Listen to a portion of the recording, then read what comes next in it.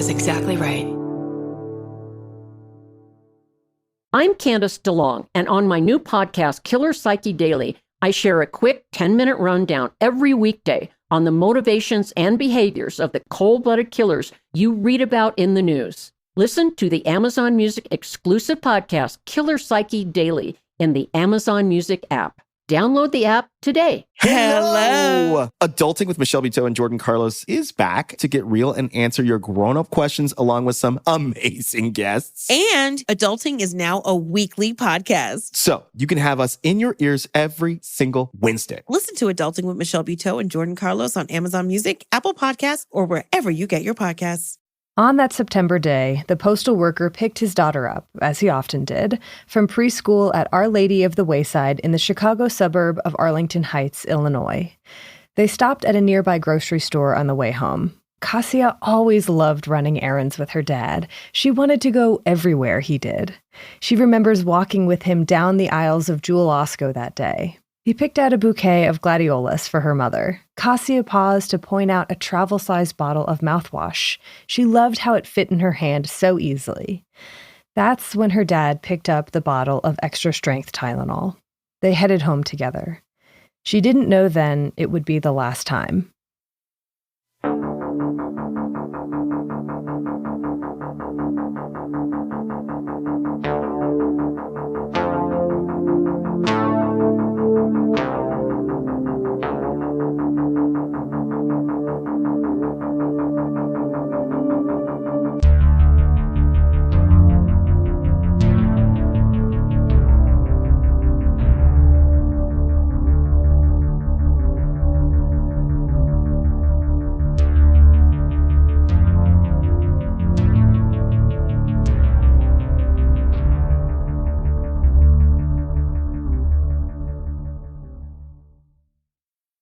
Oh, that's awful.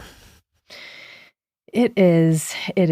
So that is from a CNN article titled Transformed by Tragedy by Catherine E. Shoichet, published September 24th, 2022. And that is about the Tylenol murders, which we will chat about later in the episode. It is horrible.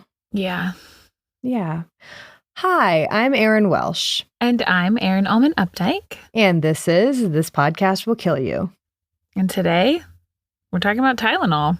We are. Well, acetaminophen, paracetamol, the whatever. Trying not to use the trade name. Right. Well, it's also really difficult because I feel like there are, why are there two generic names for it? There are two official, chemical, short names for it. But why? Why? Because two different people decided they wanted to name it. No joke. But couldn't we come to a consensus? Flip a coin. Let's just go with, I think mostly I use paracetamol in this. And I usually use acetaminophen because that's what we call it in the U.S. Yeah, I don't know why I use paracetamol. I think it was the papers I read. Must have been UK-based or something, Europe-based. Yeah. It's good to know that paracetamol is the same thing because it's definitely worldwide the more common term. Okay, that must be why it was in the papers too. Yeah. Mm-hmm. Yeah. So acetaminophen, paracetamol. Yeah. Today. Yeah. It's going to be a really interesting one, and I can't wait to get to it. But first, it's quarantine time. It certainly is. What are we drinking this week? We're drinking the chills pills. Nice. Get it? Nice. It's pretty good. Because when you have chills, often acetaminophen, paracetamol is one of the drugs that you reach for. Yeah. And as we'll talk about, there might be other mechanisms by which it chills you out. But interesting. We'll get there. And the chills pills is based on a very classic cocktail called the painkiller, which we also could have gone with, but I don't know. We wanted to put our own little spin on it, I suppose. As we do. But it is a delicious set of ingredients. It has rum, pineapple juice, orange juice, cream of coconut. Pretty sure we haven't done this, but we've probably done something very similar. It's inevitable after 6 seasons. Yes. We'll post the full recipe for that quarantini as well as our non-alcoholic placebo-rita on our website, thispodcastwillkillyou.com, and all of our social media channels. We certainly will. On our website, you can find all sorts of cool things, like the sources for each and every one of our episodes, transcripts, our bookshop.org affiliate account, our Goodreads list, merch, music by Bloodmobile, Patreon. Just check it out. Are you reading a Post-it? I'm on our website, actually, so I'm just scrolling over the top menu. I could see your eyes like flicking back and forth. That was nice. Well done. I was like, wow, finally, I don't have to just like somehow bring this to the surface of my brain. It's right here. Anyway, check it out. It's great stuff. It's really great stuff. Well, with that, should we get into paracetamol, acetaminophen? Let's do it right after this break.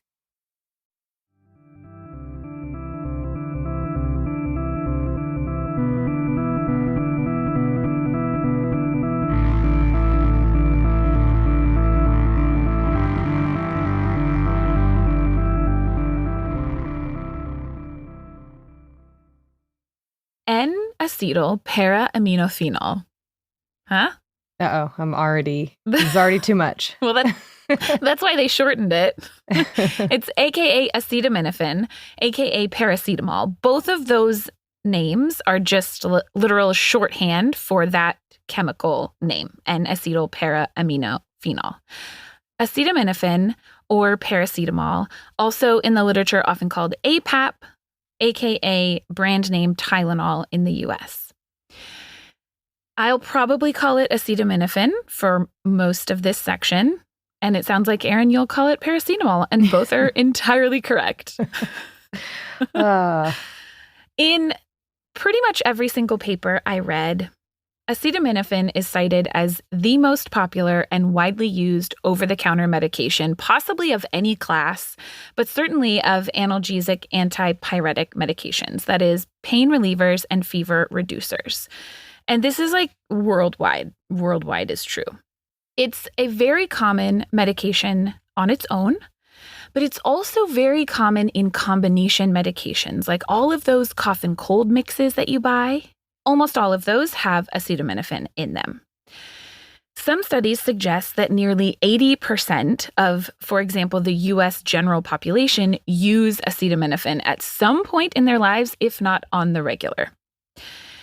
And because of this, acetaminophen is also, in many countries, the most commonly used drug in intentional overdoses, as well as responsible for the most unintentional medication overdoses in a lot of countries. And we'll talk about why that's so important in terms of the dangers of acetaminophen.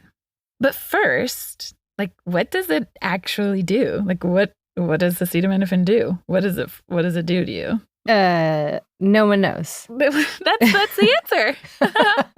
As always on this podcast.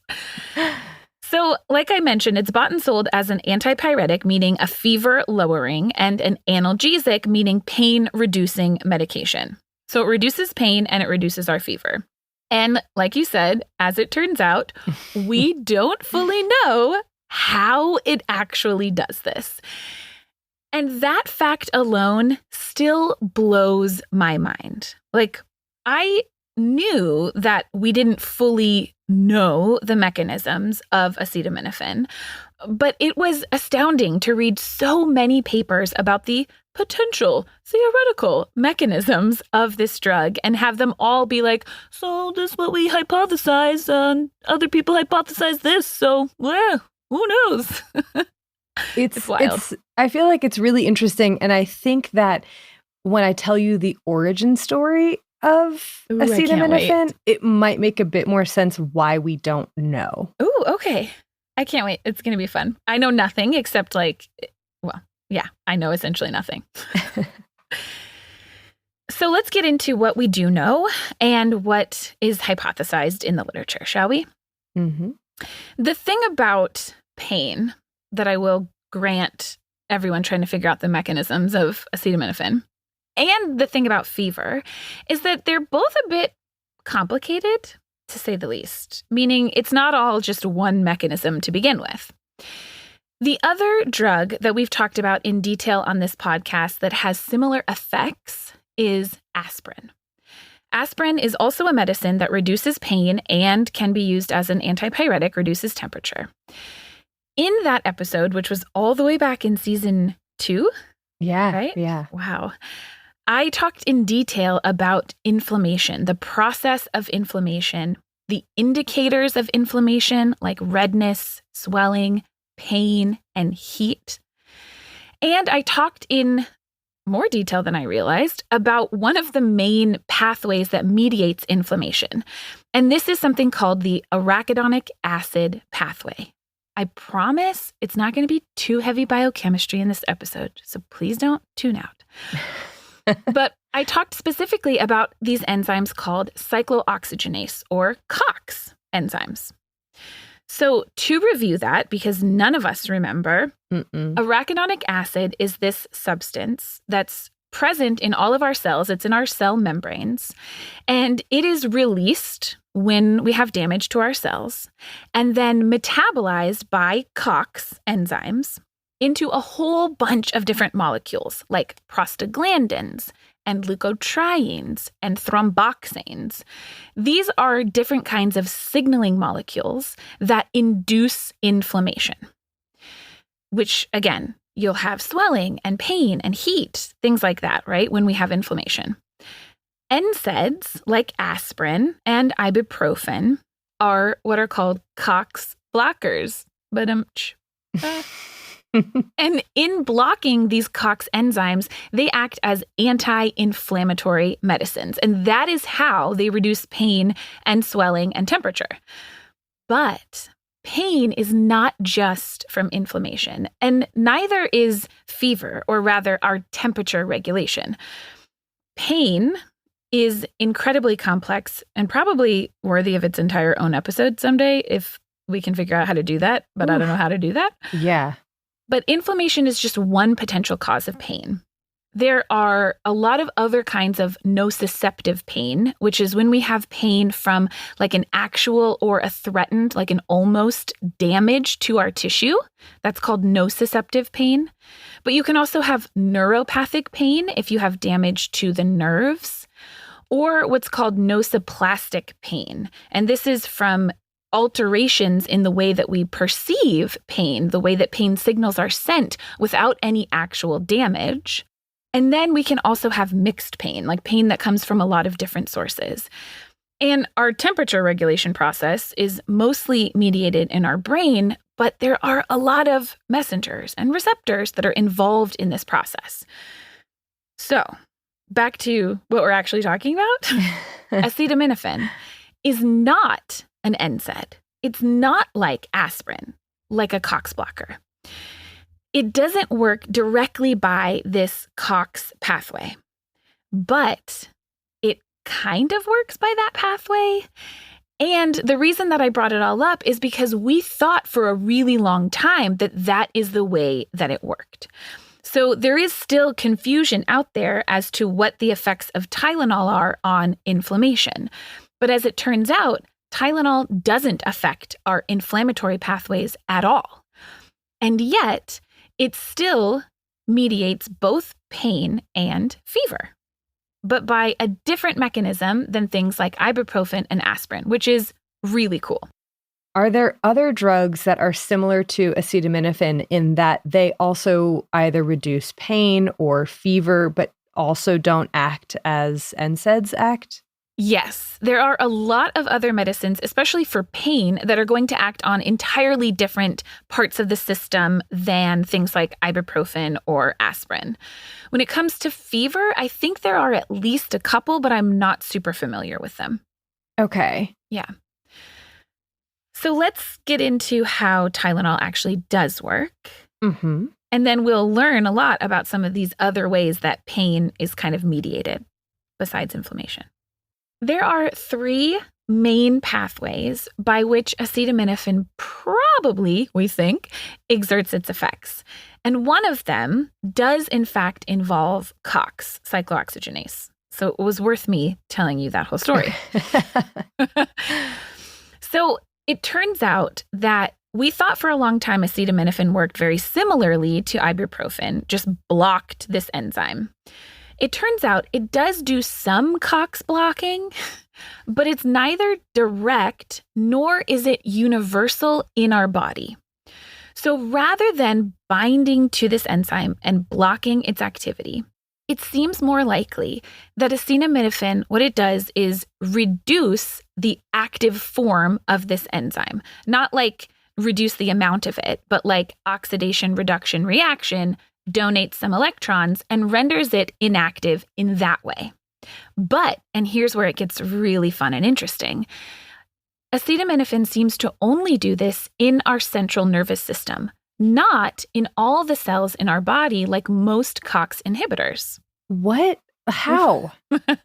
I knew you'd ask. Again, we hypothesize that it has to do with the levels of peroxide. Because this is like an oxidation reduction reaction, it only works under certain conditions that are present in the brain, but not in our peripheral tissues. Ta-da! Okay, so because it's not straight up blocking, it's just sort of interfering with this enzyme that the conditions have to be right. Okay, that's interesting and weird. And why aren't the conditions the same? Why are they different? What makes them different? What purpose does that difference serve? Those are too deep of biochemistry questions for me. But what I can tell you is that in doing this in our brain, the end result is that acetaminophen inhibits the production of prostaglandins, which are some of these molecules whose normal action is to increase our temperature and increase our sensitivity of pain receptors to various stimuli in our brain. So by blocking the production of prostaglandins, acetaminophen in our brain is reducing our temperature and reducing our sensation of pain. Fascinating, number one. I love it. Number two, is it too early to ask about compare and contrast with NSAIDs and how, like, does acetaminophen work better than at these targeting prostaglandins in your brain, stuff like that? I love it. I don't think that it's too early. We've got several more mechanisms to get through. We can just put a pin in it and come back if we need to. Okay, let's do that. We'll go through these and then ask me that again because it is a really interesting question. Okay. But there's more. So another big mechanism by which acetaminophen seems to have an effect, and this one's really fun, also involves arachidonic acid. That molecule that's released from our cell membranes. Turns out that a metabolite of acetaminophen conjugates, so binds up with arachidonic acid, and is then converted into something called AM404, N-arachidinoyl phenolamine, AM404, it's easier. This molecule happens to be a weak but present agonist of our cannabinoid receptors in our brain. So this ends up leading to an increase in cannabinoids and has an effect on this other receptor that's related. Okay, what does that actually mean? I'm lost. Yeah. Cannabinoids, does that word sound familiar? Yeah. Sounds like cannabis. Yeah. Yeah. So cannabinoids are a group of substances, some of which are found in marijuana, cannabis, among other things. We have in our bodies and brains an entire system called the endocannabinoid system. We don't fully understand it or how it works. It's involved in a lot of different things, but some of the things that it has been shown to be involved in, especially via a couple of specific receptors, is the perception of pain and our temperature regulation. Turns out that this molecule that acetaminophen can turn into in our brain, AM404, acts on these receptors indirectly and increases the production of cannabinoids that interact with these systems and then mediates both pain and temperature in our brain through these receptors. Are these different hypotheses mutually exclusive? Absolutely not, which is the most fascinating thing about them. Okay. So it could be through interfering with the production of prostaglandins, or it could be by upregulating these cannabinoid receptor things? Yeah, but they're not mutually exclusive. So it's likely like all of this is happening at the same time. At the same time. Yeah. It's interacting with like a number of different receptors and enzymes in a number of different ways, which is probably why it's been so hard for us to pinpoint the exact mechanism if it's multifactorial. Mm-hmm. Because there's one more. Okay. There has to be three, you know? Always.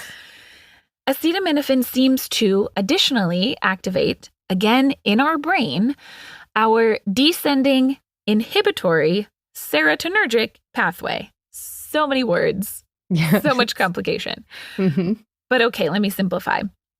When we have an injury or tissue damage or whatever, and pain is a result, that information of pain is transmitted from our skin or wherever that injury is through our spinal cord and through what's called the dorsal horn of our spinal cord, and then up to our brain via these ascending pathways, right? Like skin, spinal cord, brain. The pathway goes up. Then our brain has these other pathways that go back down through our spinal cord and then out to the periphery. These are called descending pathways.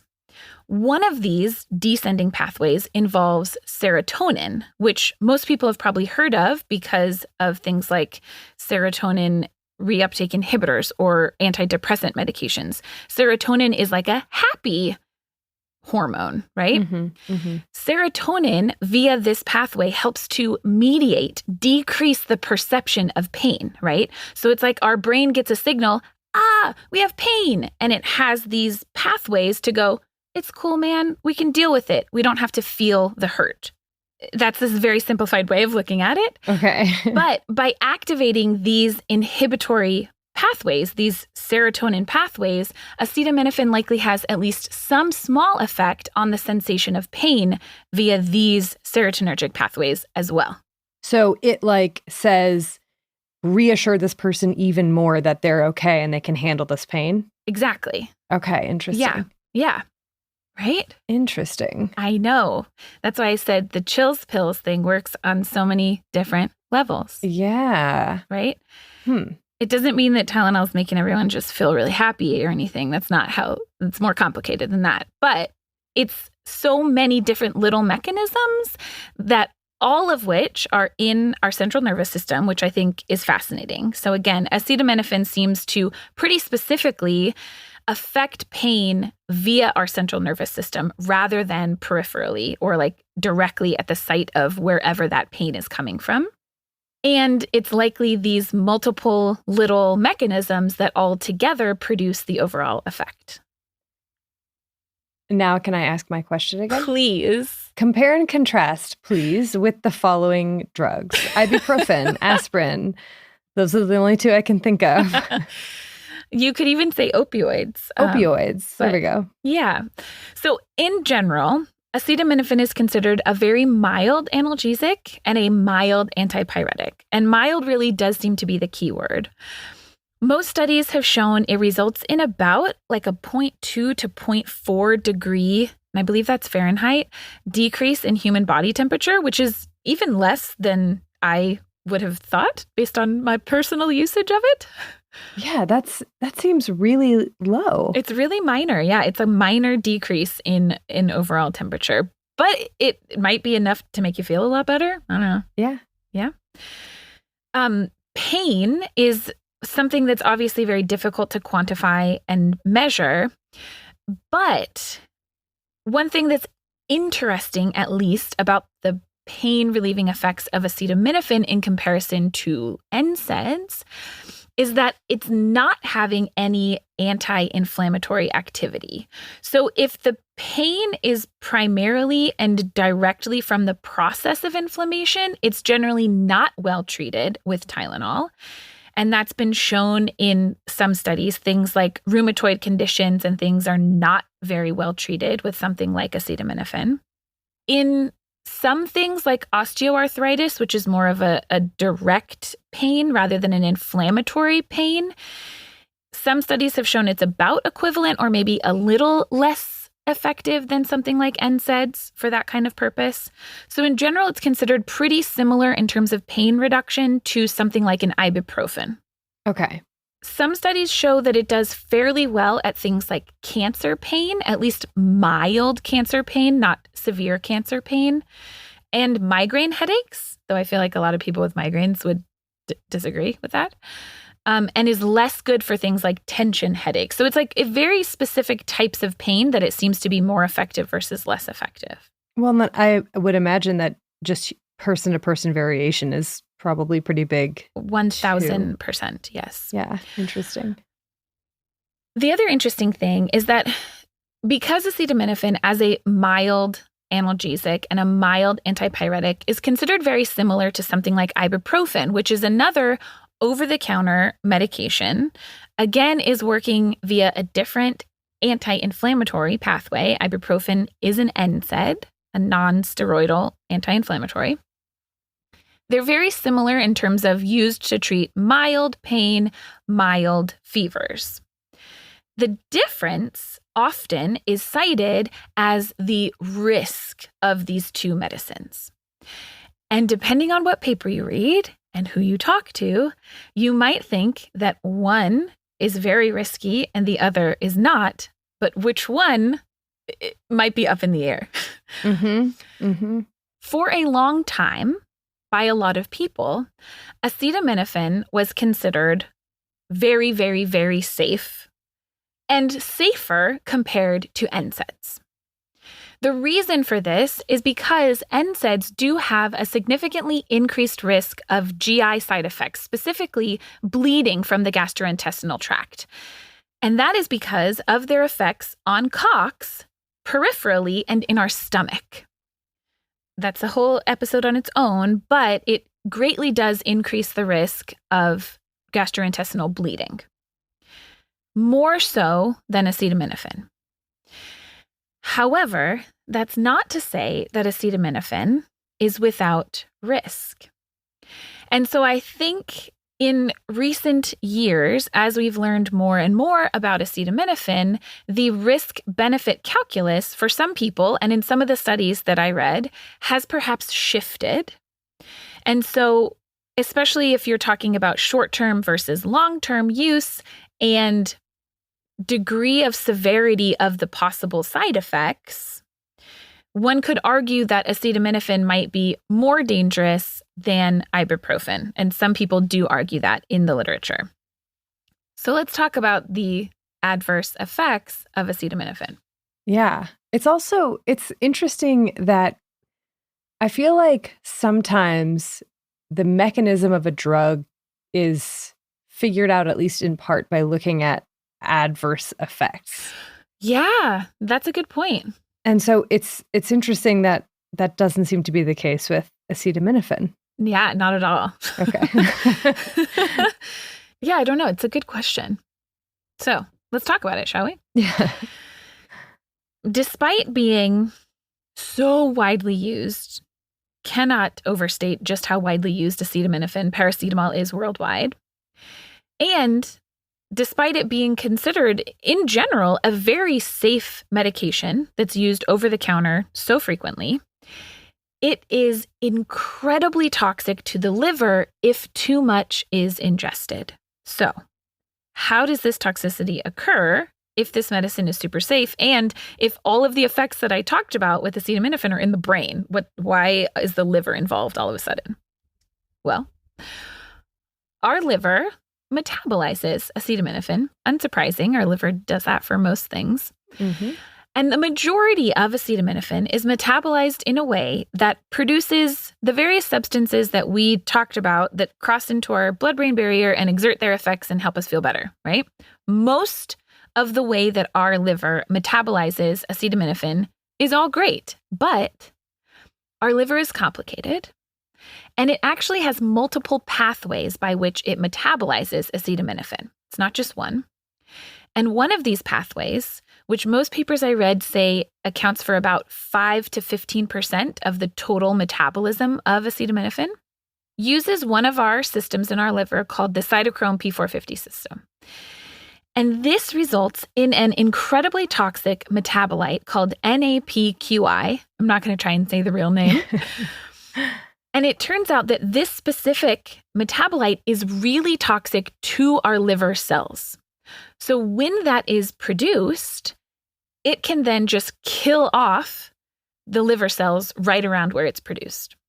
Now, most of the time, we have enough of another molecule hanging out in our liver called glutathione that neutralizes this toxic metabolite. So no problem. We make a little bit of it, but we can neutralize it.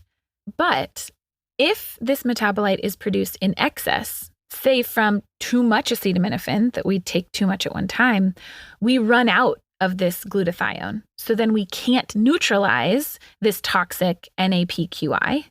And then this molecule literally starts killing our liver cells and resulting in liver necrosis. Very bad. Is this why there are warning labels on acetaminophen products that are like, do not take with alcohol, or if you consume more than this number of alcoholic drinks a day? Yes, because not only can chronic or high amounts of alcohol damage your liver, which can just affect the way that your liver metabolizes things to begin with, alcohol also interacts with our cytochrome P450 system in a way that can directly alter the metabolism of acetaminophen specifically as well. So do a number of other drugs. And so there's other drugs that have potential interactions with acetaminophen. But yes, that is the reason for those warnings. Okay. So when you have acetaminophen toxicity, there's kind of 4 stages of disease that you can have.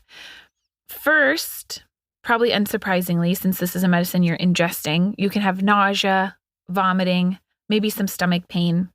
A lot of times, though, in the early stages, people might be entirely asymptomatic. But then what we start to see in terms of lab numbers is that liver enzymes start to increase. These are a marker of liver damage. And this starts to show usually within 24 hours, sometimes within 12 hours of ingestion, and then continue to increase over the next 3 to 5 days.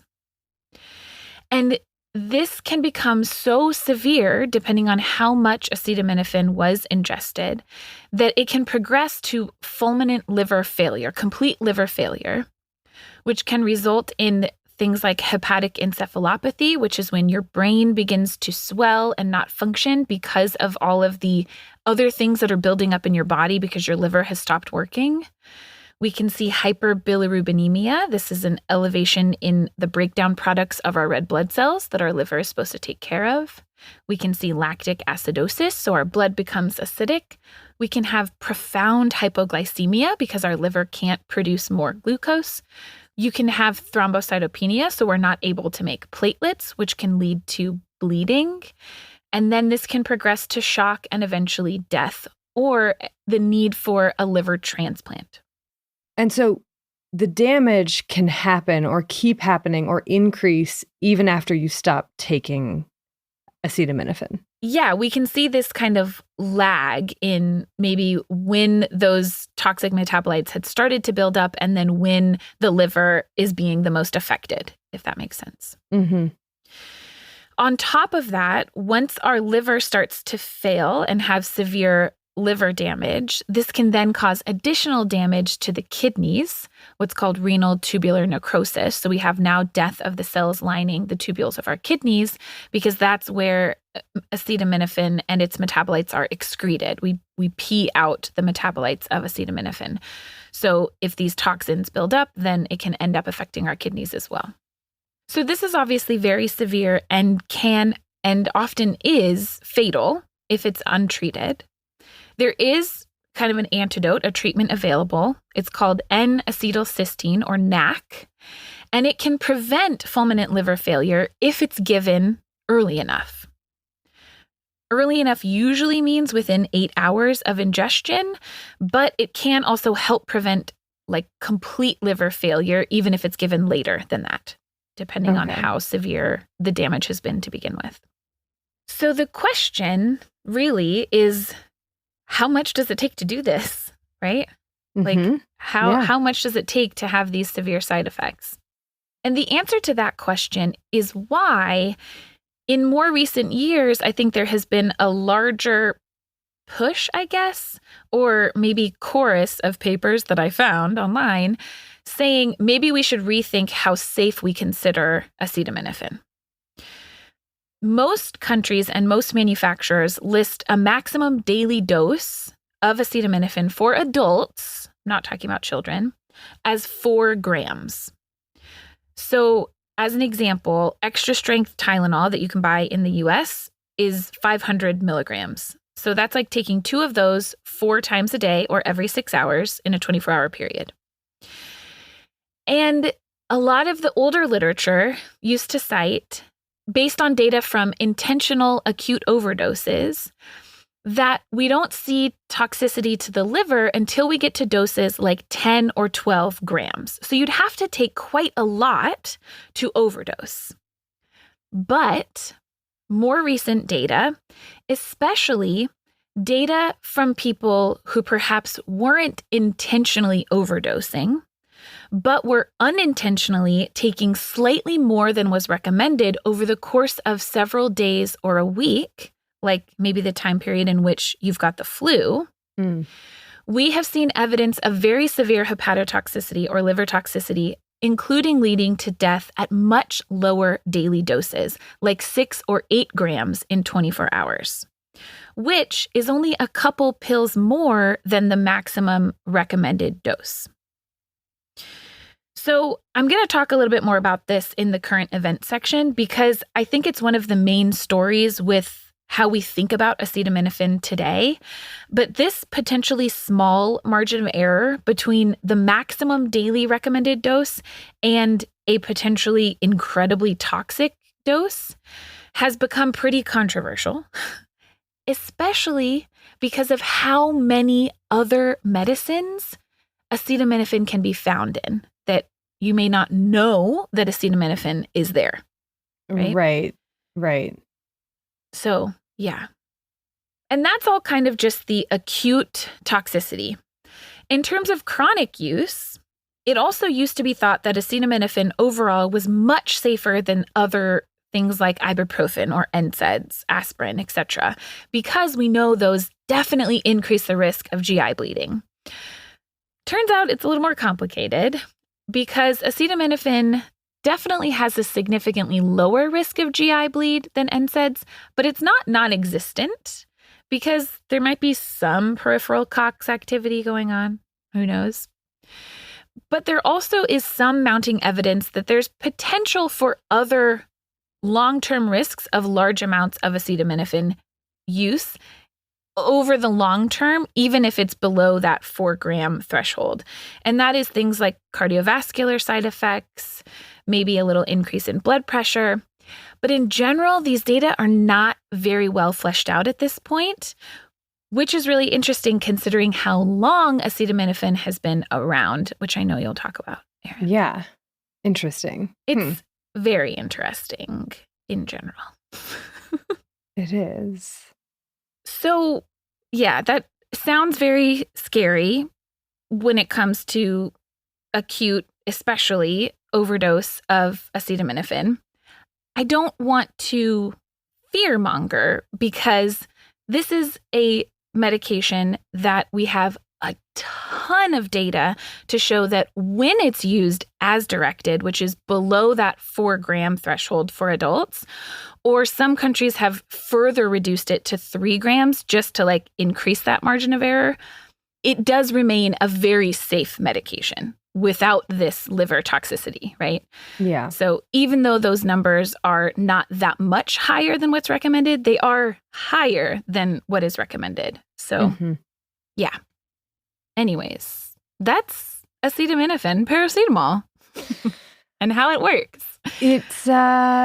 It's mysterious and interesting. It remains so, doesn't it? Yeah. So tell me, Erin, how did we find it? How did we come up with it?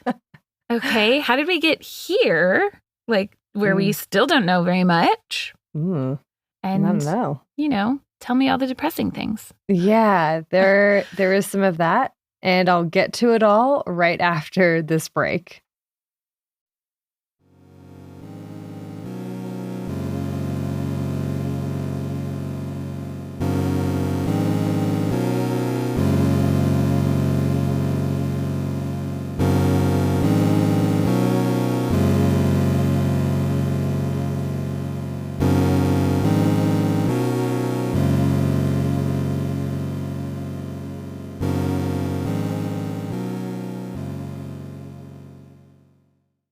The history of paracetamol / acetaminophen / Tylenol / Panadol is a fascinating one. I'm sure there are more brand names out there I'm missing. And it's one that I want to tell in two main parts. Okay. The first is, of course, a history of discovery, of happy accidents and necessity acting as the mother of invention and all that jazz. The second is a tale of murder, of the shocking revelation that the public wasn't as safe as they thought, and the fallout from this horrific crime. Let's get started. Let's do it. To help set the stage for the discovery of paracetamol, I'm going to ask you to cast your mind back to two very old episodes. Ooh. Malaria, all the way back from our first season, and aspirin from our second, which I know you revisited, so I did. You're good to go. I'm there.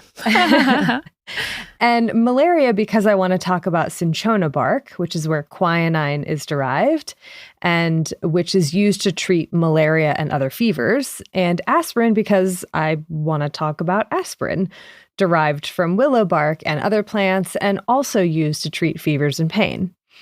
Full disclosure, I don't remember exactly how much I covered in either episode about this, but I'm going to talk for just a second about the enormous role that these two substances played in the development of the chemical and pharmaceutical industry in the 19th century. So the plant sources of both quinine and aspirin had been used for hundreds of years to treat fevers and pain, but it wasn't until the first decades of the 1800s that the active compounds, quinine and the glycoside of salicylic acid, were isolated. And that was thanks to huge advancements in the field of chemistry. And what this meant, what this isolation of these chemicals meant, was that the effects of these two compounds could be studied individually and in association with different dosages, and that they could be administered more accurately because you were giving a known amount of its pure form rather than a crude preparation. Right. Because like the amount of quinine varies in different parts of the bark and from tree to tree and so on and so forth. So you're like taking a medicine rather than just like chewing on the bark. Exactly. Yeah. Mm-hmm. And that's great news, right? Like having these extracts is awesome. Mm-hmm. Except for the fact that getting enough of the source material, aka the plants, to meet demand was a huge problem. Oh, yeah, I bet. And the British Empire especially wanted a ton of quinine to protect their officers and administrators of tropical colonies from malaria. Mm-hmm. Quinine has been called one of the major tools of imperialism of the British Empire. I feel like I do remember you talking about that in the malaria episode. Yeah, I feel like there's so much more to that history of cinchona bark and quinine that like I didn't cover, but anyway, look into it. It's really interesting. But this is just to show you that by the mid-19th century, the need for alternative painkillers or fever reducers was enormous. Like people just couldn't get enough of what would later be known as aspirin and quinine. Fortunately, improvements in technology and major intellectual advancements in all fields of science, basically, meant that the field of chemistry was up to this task. In this quest to find alternative painkillers or fever reducers, chemists first directed their focus towards extracting compounds from natural sources, figuring that there had to be more plant parts like willow bark or cinchona bark that harbored potential drugs. But then, with the birth and rise of industrial chemistry, chemists began to work on the synthetic production of drugs, mass-producing compounds that they previously had to extract, or just creating new ones entirely. What an interesting time. I know. I feel like I have never really talked very much about or thought very much about the history of chemistry, but yeah. We should try to do more of that. I feel like you've alluded to it on several of our episodes, and it has always blown my mind every time. And so, yeah, how do we do that? We'll brainstorm. Mm-hmm. Yeah. And because I have to mention germ theory, as I always do, Even in an episode on paracetamol. Contractually required. Just kidding. Just kidding. When germ theory was introduced in the second half of the 19th century, and malaria was shown to be caused by a parasitic organism, and that quinine worked in part to actually attack the parasites, people began looking more towards chemical compounds to treat diseases and not just the symptoms of those diseases. Right. So that does become relevant in a second here. Oh, okay. But here's where the history, I think, gets a little bit chemical. So I'm just going to do the best that I can in taking us through it without getting too bogged down in the ides or eins or whatever. And for those of you who want that more extensive, thorough history, I'll post some great sources where you can get it. Okay. So in the 1880s, a couple of young physicians, Kahn and Hepp, at the University of Strasbourg, had a patient come in with intestinal worms. They weren't sure how to get rid of the worms, so they went to their professor, who was the famous physician Adolf Kussmaul, to ask his advice. As in Kussmaul breathing? Wow. Okay. He suggested that they use something called naphthalene, which had been prescribed before as a quote-unquote internal antiseptic. And so this is, again, trying to treat the worms. This is where the germ theory thing becomes relevant. They're like, we're going to try to eliminate these worms. Okay. They went to the pharmacy to get some of this naphthalene stuff, gave it to the patient, and were surprised to see their fever plummeted, which was not one of naphthalene's known effects. Ooh. So they were like, what just happened? First of all, this is really weird. Why hasn't anyone described this before? This would be really great if we could use this as a fever reducer. Yeah. So then they were like, all right, let's dig around. Let's see what's going on here. And they found out that the pharmacist had not, in fact, given them naphthalene. Oh, dear. But rather something else entirely.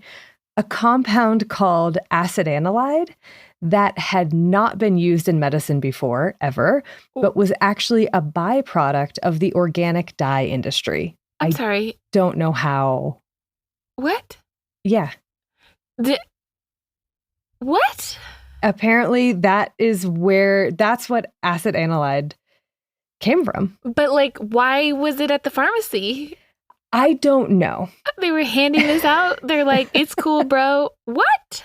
So maybe the pharmacist was more like a chemist in that sense. It wasn't just someone who only worked on medications, but also just on chemicals more broadly speaking. Oh, so maybe they just had that and by accident got it mixed up? Yeah, I think that is my understanding.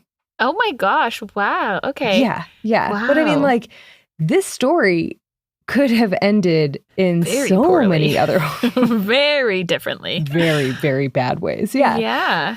But once the two physicians realized that not only did this acetanilide not poison people, but it was actually a super effective fever reducer, they were like, boom, we're marketing it and we're naming it antifebrin. Okay. So then they started selling it.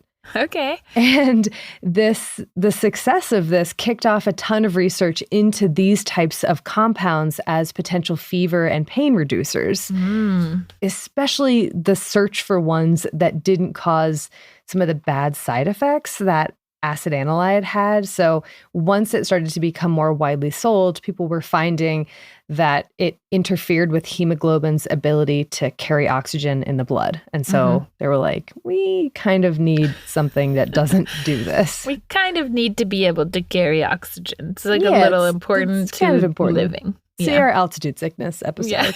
Yeah. But this boom in research also revealed that a metabolite of acetanilide, so a metabolite basically means something produced by the body after breaking down acetanilide, that this metabolite might hold some promise. It was called paracetamol. Story over, right? The end, yeah. The end. Yeah. Never is. No. In 1893, a world-renowned clinical pharmacologist named Joseph von Mering ran some trials on this metabolite paracetamol, comparing its efficacy and safety with existing fever reducers or painkillers. And he was like, hey, this is great. Paracetamol reduces fever and pain, but it's actually just as dangerous as acetanilide. It also interferes with oxygen transport by hemoglobin. No one should sell it. It's not going to be a good replacement. Kind of weird, right? Mm-hmm. Because we know that it doesn't do this. Right. And while, yes, you talked about that it can be toxic in large amounts if not taken as instructed, von Mering wasn't working with enormous doses, but like standard ones. So researchers today think that the paracetamol that he was using in these tests had been contaminated in some way, possibly with like acetanilide or one of the previous steps. Interesting. But von Mering had such a strong reputation that no one questioned his results. For 50 years. 50 years. What had he done to be so well-renowned, man? I don't know. I also don't know if it was one of those things where they were like, oh, this whole thing is toxic. Like how much interest was there in acetanilide and paracetamol and so on? Yeah, that's so interesting. Yeah, or people were like, oh, there must be other things that we could put our attention to. So I don't know. But yeah, 50 years. And I don't know what happened in the 1940s that prompted this, but around that time, two researchers named Brody and Axelrod began a systematic study into paracetamol. Wow. And in 1948, they published a paper that outlined how paracetamol was actually the compound responsible for the fever-reducing or pain-reducing ability of acetanilide. And importantly, it did not have the hemoglobin oxygen interfering effects that acetanilide had, and that von Mering was mistaken. Yeah. Paracetamol also had some advantages over popular painkillers of the day. It could be given to kids as well as people with stomach ulcers, both for whom aspirin was a big no-no. And Brody and Axelrod's papers on paracetamol were enough to convince the medical and scientific community that it was worth another shot and that it could and should be marketed. And so in the 1950s, it began to be sold, first generically in 1953, and then as Tylenol in the US in 1955, and as Panadol in Britain in 1956. So hopefully that wasn't too confusing of an origin story. No. But I feel like it is so amazing that we have this thing at all. Yeah. And I wonder whether this kind of bizarre, accidental, so many things had to happen origin story may play a role in like why we still don't know. Because like this thing was just, here's this random chemical that somebody is getting. And well, and then for it to be known, used a little, had someone say, no, stop using it. 50 years later, no, it's the safe version. Like, that's a lot of like whiplash back and forth to then just be like, okay, cool. We're using it. Yeah. Let's not question it too hard or something. I don't know. Right. Yeah. And after this long and bizarre and kind of unexpected journey, once it was on the market, especially in the early years, it seemed like a really safe alternative to NSAIDs that, like I mentioned, were increasingly becoming associated with GI ulceration and hemorrhage. But it wouldn't keep that super 100% safe reputation for very long. In the 1960s is when reports of severe liver damage began to spring up in association primarily with intentional overdose. But the publicity of these reports did hurt the popularity of paracetamol for a while, which, like you talked about, Erin, is actually like quite a safe medication when taken properly. However, these reports were nothing compared to the infamous and heartbreaking tragedy surrounding Tylenol in the early 1980s. Yep. Introducing the Tylenol murders. Before I get started, I want to give everyone a content warning here that I will be talking about the deaths of several individuals, and you can skip ahead. I don't really know, but like maybe 25, 30 minutes to be on the safe side, if you like. No, you can always backtrack if you need. Yeah. I also want to shout out the sources for this section right at the top here. I primarily used the online articles and podcasts produced by the Chicago Tribune in September and October of 2022. Investigative reporters Christy Gutowski and Stacey St. Clair did an amazing in-depth review and investigation of this case and where we are today with it. And you should check it out for much more detail and much better storytelling than I'm about to do. The Tylenol murders began on September 29th, 1982, a regular Wednesday morning for most of the residents of the suburbs around Chicago. Early that morning, at around 6:15 a.m., a 12-year-old named Mary Kellerman woke up with a bad head cold. She convinced her dad to let her stay home from school that day and went into the bathroom to take a couple of extra-strength Tylenol that her mom had bought from the store the night before. Not more than a few seconds passed when Mary's dad heard her coughing and then collapsing to the floor. He rushed in and found her on the ground, breathing shallowly and with her eyes fixed and dilated. He called the paramedics, but they weren't able to revive her. Mary's mom arrived home in time to see her only child being placed in an ambulance and was held back from getting any closer to her. Mary was in full cardiac arrest even before reaching the hospital, and this happy-go-lucky, inquisitive, kind, and so very loved 12-year-old was pronounced dead at 9:56 a.m. This was a nightmare, and it was only the beginning. That same morning, around 11 a.m., 27-year-old Adam Janis, resident of nearby Arlington Heights, was out running errands with his wife, Teresa, and their young kids. This is the firsthand account I mentioned. One of his stops was at a grocery store where he picked up, among other things, a bottle of extra-strength Tylenol. When he got home and put the groceries away, he opened the bottle of Tylenol and swallowed a couple. Within moments, he came out of the bathroom, clutching his chest, breathing shallowly, and his wife saw that his eyes were fixed and dilated. Again, paramedics were called, and again, they couldn't do anything to save Adam. He was pronounced dead at the hospital at 3:15 p.m. No one knew what had killed him or Mary, but a massive heart attack was suspected in Adam's case, and the two deaths had yet to be linked. At 3:40 p.m., a resident of nearby Chicagoland suburb Winfield, named Mary Lynn Reiner, was home with her 6-day-old son. Before feeding him, she took a couple of Tylenol that she had bought earlier in the day to ease her headache. She began to feel dizzy and collapsed almost immediately, experiencing seizure after seizure. She was also taken to a nearby hospital where she was put on life support. She died the next day. Going back to the Janis family, who had gathered at the hospital where they were informed of Adam's death. Adam's wife, parents, sister, brothers, and their wives decided to gather back at Adam and Teresa's house to start planning his funeral.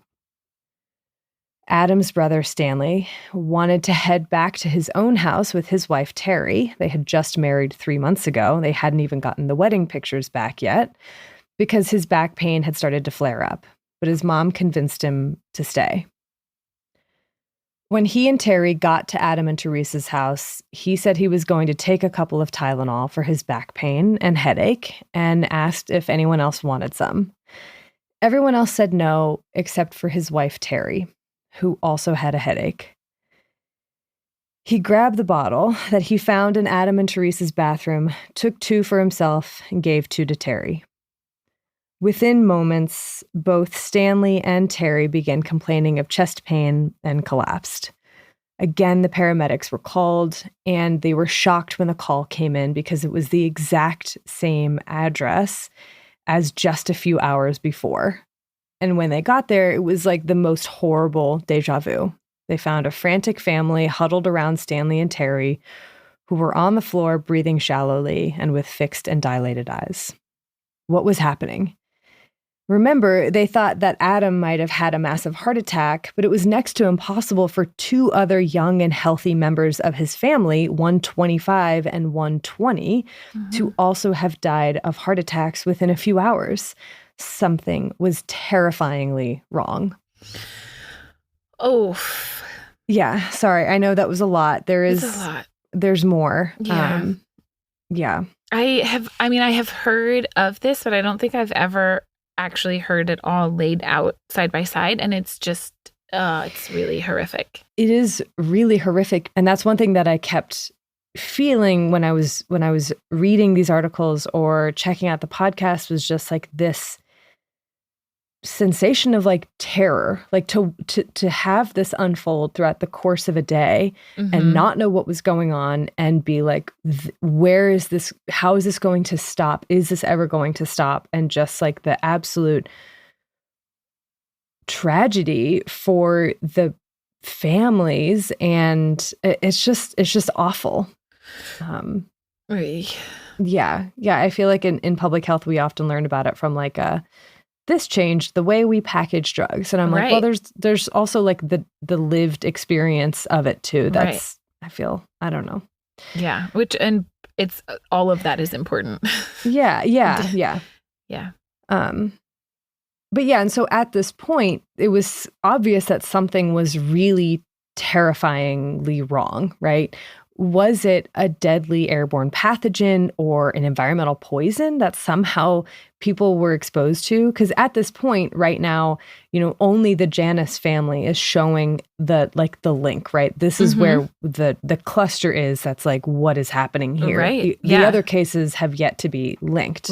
Yeah. Because it's all, you mentioned like different suburbs, different place. Suburbs. So, isolated cases. Right. And so because this was happening within one family, the Janus family was rushed to the hospital to be put in an isolation room. Oh my gosh. Yeah. Can you imagine how terrifying that would be, like not knowing? And while the family was in isolation and while Stanley and Terry were fighting for their lives, in a town 20 miles away, a woman named Mary McFarland, who is single mother of 2 young boys, was at work with a headache. She grabbed a freshly purchased bottle of Tylenol from her purse and took a couple of pills.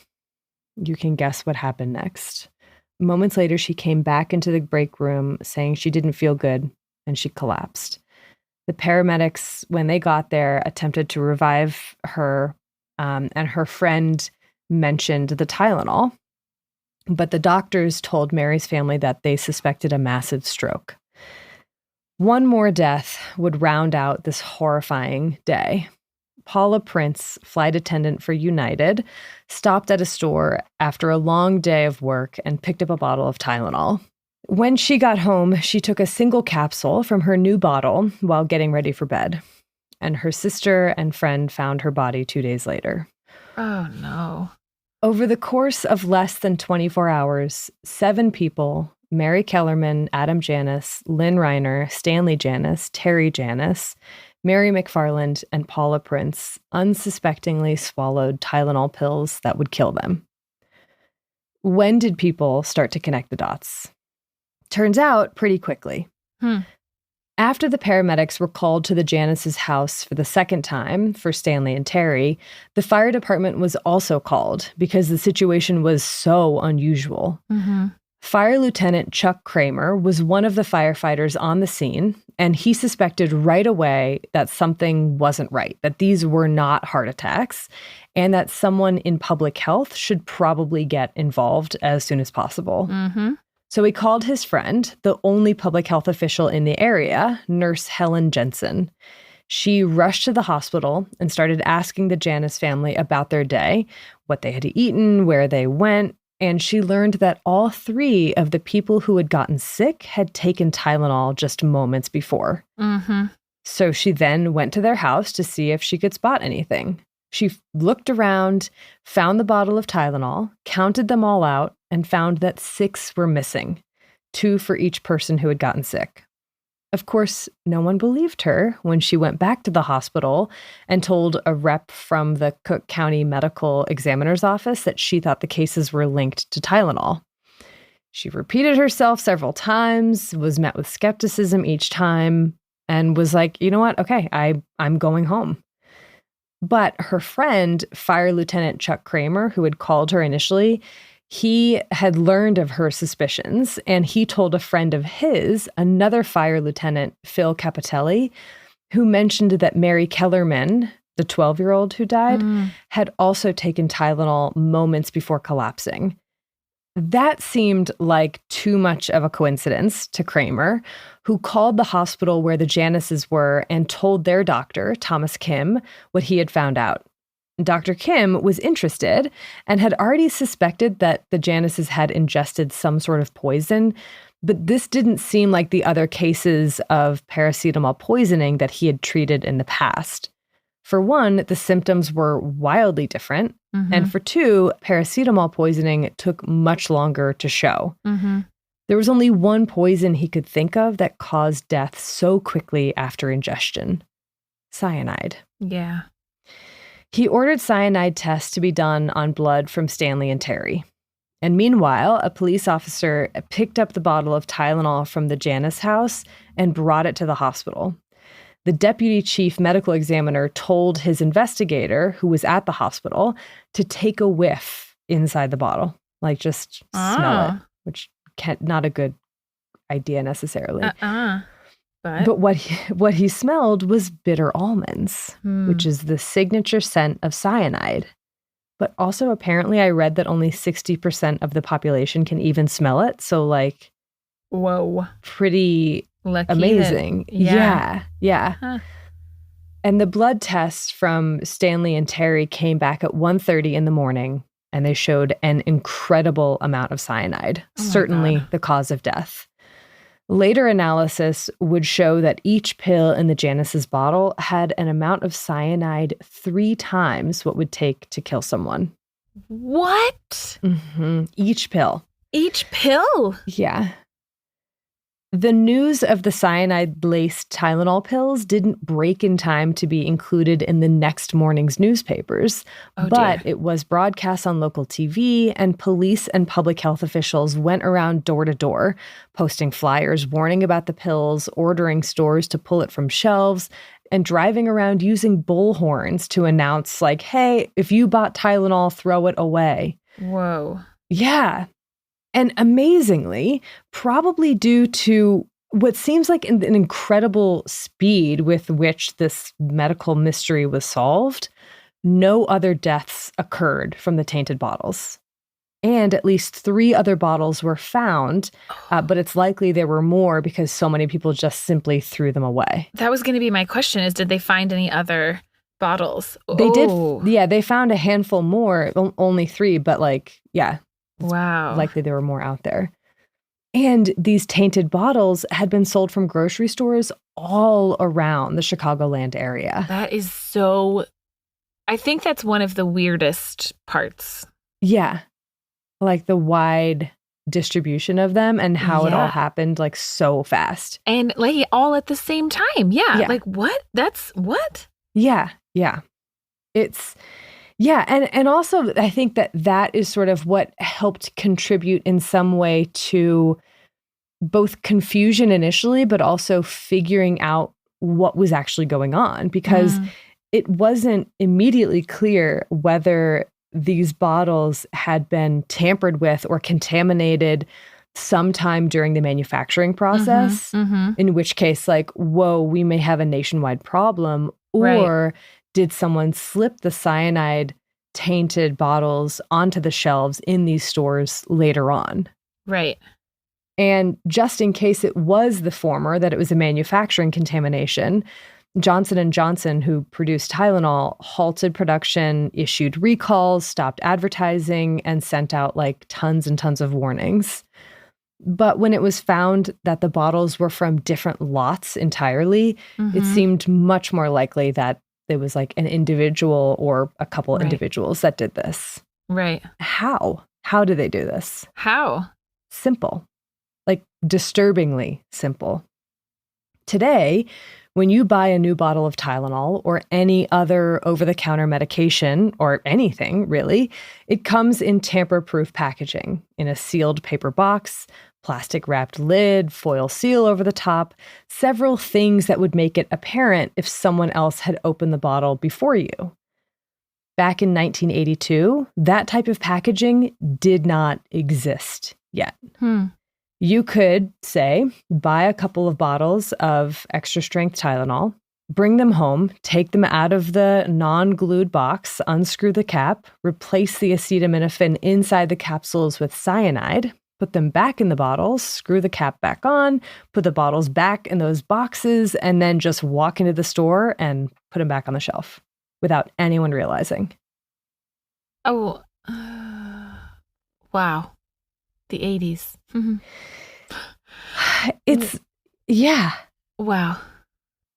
It's kind of hard, like, I think from our perspective today, with literally everything that is tamper-proof packaging, hard to imagine. Like mustard. Like, yeah. Everything. Yeah. It's kind of like a loss of innocence in a way. Like, it's like, oh, wow. I don't know. It seems very shocking. Yeah. That was not something that you did immediately.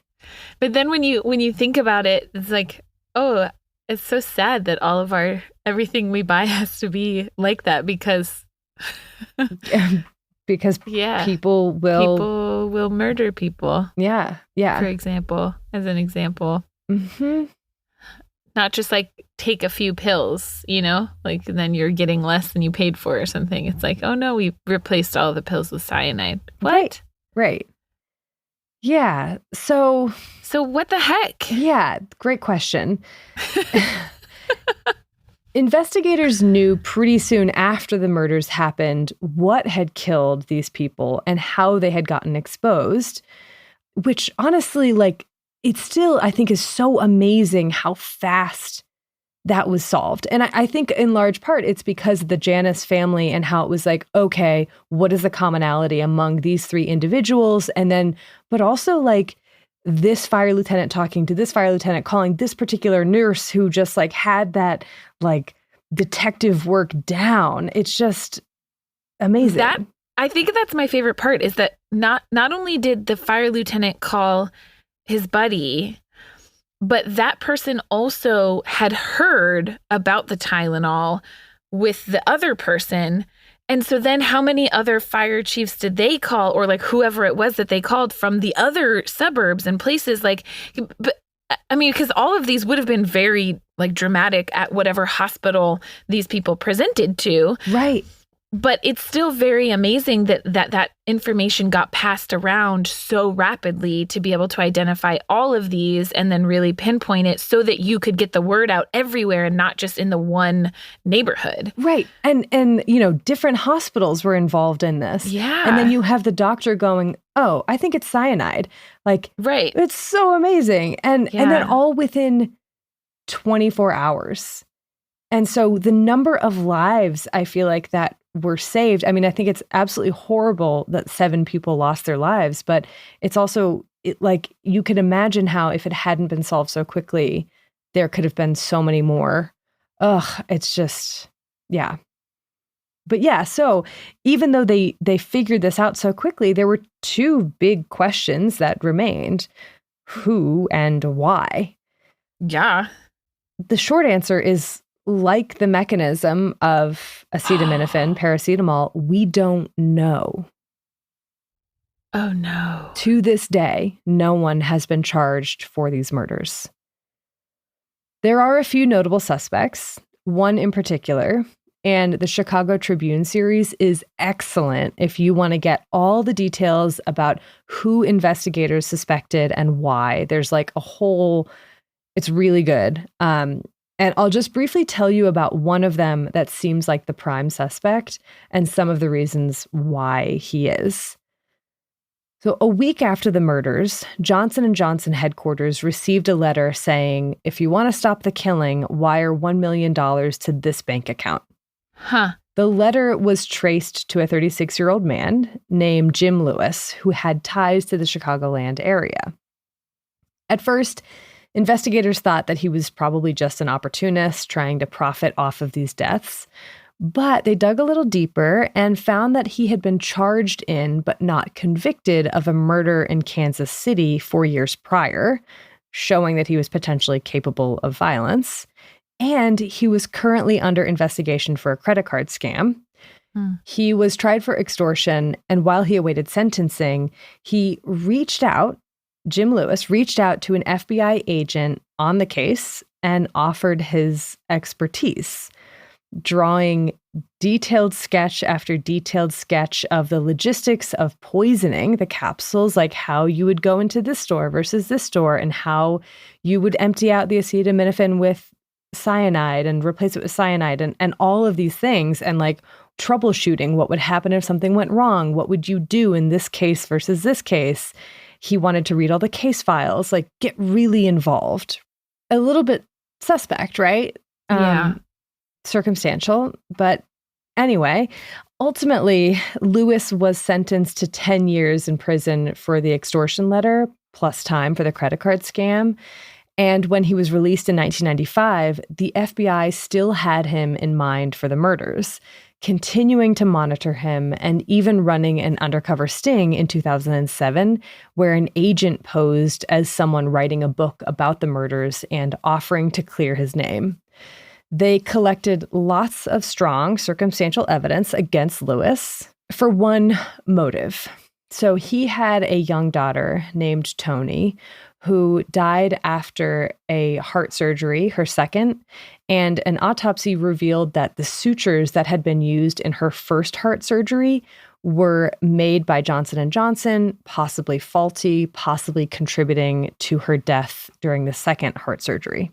Oh. So maybe investigators thought that he wanted to take revenge on the company in this way.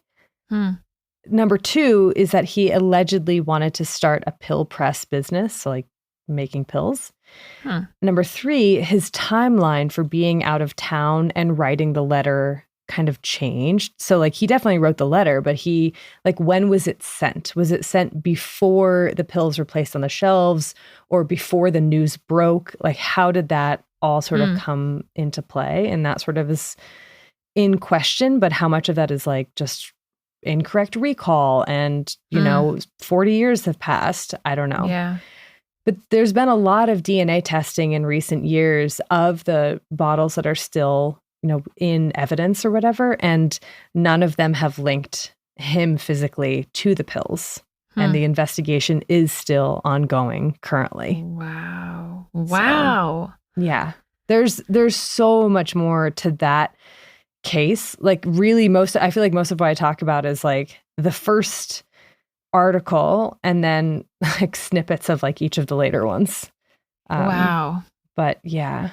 But the Tylenol murders prompted huge changes, both in the way pharmaceuticals and other products are packaged, as well as it disrupted the sense of safety or trust that the public had in these products.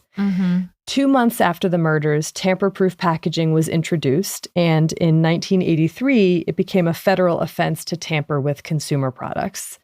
By 1989, the FDA introduced guidelines for all consumer products to have tamper-proof packaging. Still, it took a long time for the public to trust Tylenol and other medications again.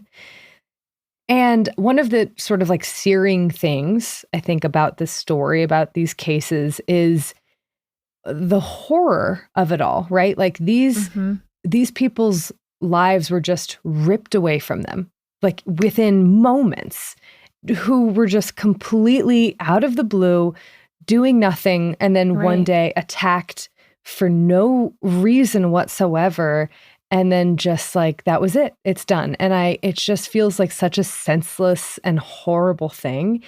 And I think the horror of it all and how scary and how this was able to happen is really, you can see that in just how rapidly things changed and how much things changed in terms of like, it is really, I mean, there was a before and after very starkly different in terms of like tamper-proof packaging, how we approach that, how we view safety in stores, protections for consumers. And it is horrible that these deaths had to spur that on. And it's also horrible that their family members and their friends and their loved ones still don't have the resolution and closure in the form of justice.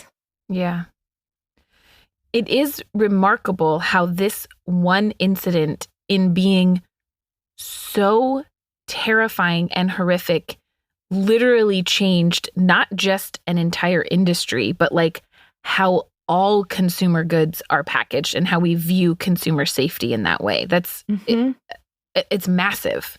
It really is. And I think there was at least something I read that suggested that the Tylenol murders actually sort of inspired or fueled the fear surrounding Halloween candy in the early 1980s, particularly that year where they were like, oh, Halloween candy is poisoned, it's tainted, blah, blah, blah. Wow. Which is like, well, you just, So, anyway. Oh, wow. Yeah. Okay. Well, with that, Erin, true crime podcast over and back to science podcast.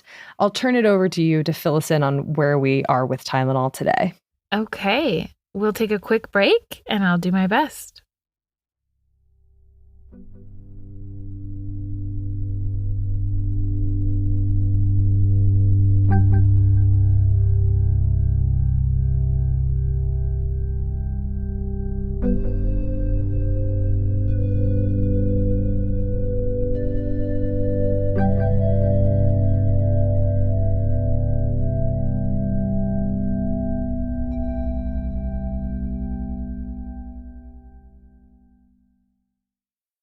So like I said at the top, acetaminophen, paracetamol, remains one of, if not the most widely used over-the-counter medications worldwide, especially of analgesic antipyretics, like pain reliever, fever reducer medication. It also, in many countries, is one of the most common causes of both intentional and unintentional overdose admissions to hospitals.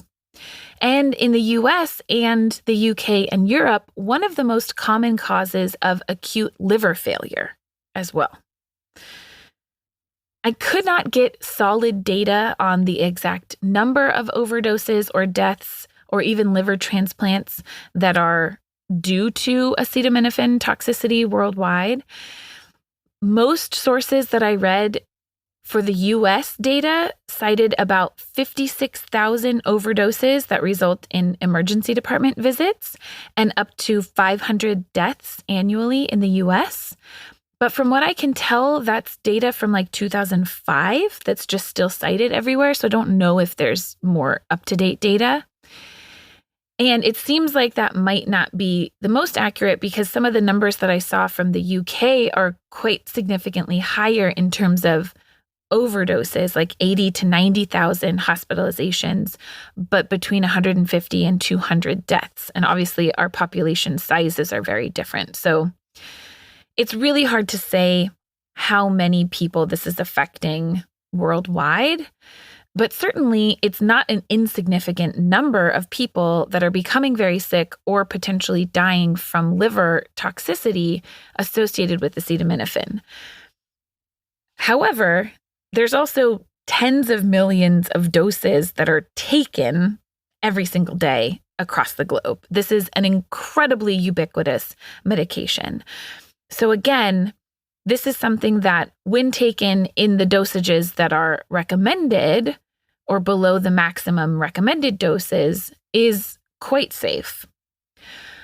But I think that this idea of how do we determine what is safe and what a maximum dose should be, and how do we label medications and package medications to let people know what is safe and what is potentially dangerous about them is kind of where the story of acetaminophen or paracetamol is going and is likely to continue to go in the future.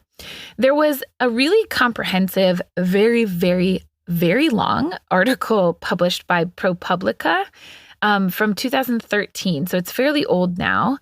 But I found it really interesting because it really focused on the pushback from manufacturers on changing anything about the way that we label acetaminophen to let people know that it is potentially toxic, and specifically what that toxicity might look like, because acetaminophen toxicity, because it can build up over several days, you might not know that it's happening while it's happening. So it could be asymptomatic, right? Mm-hmm. And there's been a lot of pushback or laxity from like the FDA in terms of implementing stricter safety measures, which we've seen implemented in other countries like the UK, which has much stricter requirements on how many pills can be in a package and things like that, with mixed results on whether that's actually decreased overdoses overall. But at least there's like public health attempts, if that makes sense. Mm-hmm. So I think that that's kind of an important part of the acetaminophen story, is really not only understanding the mechanisms, like how is this really working in our bodies? Are there other like chronic effects that we might not be aware of that are happening, or are they only happening at very high doses? How do we label this medicine that's so ubiquitous, right? It's in so many of our other like mixed formulation drugs that are available over the counter. And in some cases, in relatively high quantities that you might not realize altogether add up to more than 4 grams. Right. Are there other public health measures that could be implemented that would reduce the risk of unintentional overdoses, especially, as well as intentional overdoses? So I think that that's kind of where the future of acetaminophen research and like public health is likely going to go. And I think for me, what it really highlights is something that we've talked about actually kind of a lot on this podcast, and that is that the dose makes the poison, right? Yes. Literally nothing, no medication, antibiotics, anti-fever, pain medication, gas medication, constipation medication, any medicine, any drug, anything that you consume or put into your body has pros and cons. It has the potential to help us and has the potential to have undesirable side effects. And so all of medicine is balancing these and making sure that the benefits outweigh the real or potential harms. And so I think that maybe for acetaminophen, there's been a long period of just focusing on all of the benefits and the fact that it is safer than NSAIDs in certain respects. It is safer than NSAIDs in terms of risk of GI side effects or even kidney side effects. But that doesn't mean that it's without its potential for very serious harm. And so how do we then balance that both on an individual level and also on a population level from a public health perspective? Yeah. Yeah. So that's paracetamol, acetaminophen. Sources? Sources. Okay. I have several for like the history of acetaminophen paracetamol. I'll shout out one in particular by Bruna et al. From 2014 called Acetaminophen Paracetamol, A History of Errors, Failures, and False Decisions. Oh, I read that one. And then again, I'll shout out just the amazing series by Chicago Tribune on the Tylenol murders. The podcast I will shout out specifically is called Unsealed, the Tylenol Murders. I had quite a number of papers for this episode, most of which focus on the various mechanisms. So there's a lot more detail there if you want to know all about it. One of my favorites for just a very good overview was a paper from 2020 in Frontiers in Pharmacology titled The Analgesic Effect of Acetaminophen, a Review of Known and Novel Mechanisms of Action. I thought that was a great overview, but there's a ton more, and I will link to that ProPublica article if you want to dig deep on all of that business. So we'll post all of our sources from this episode and all of our previous episodes and future episodes on our website, thispodcastwillkillyou.com. We certainly will. Thank you to Bloodmobile for providing the music for this episode and all of our episodes. Thank you to Liana Squilacci for the amazing audio mixing.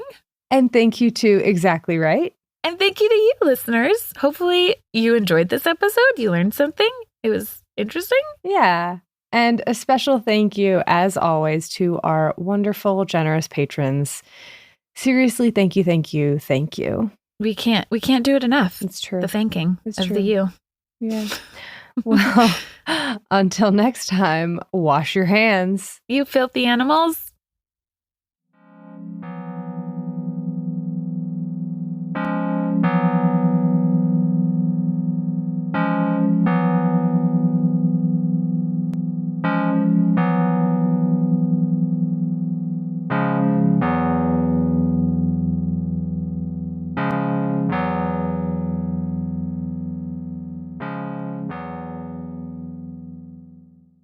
Listen, follow, leave us a review on Amazon Music, Apple Podcasts, or wherever you get your podcasts. Hey, Prime members, did you know you can listen to This Podcast Will Kill You early and ad-free on Amazon Music? Download the Amazon Music app today. You can support This Podcast Will Kill You by filling out a survey at Wondery.com/survey.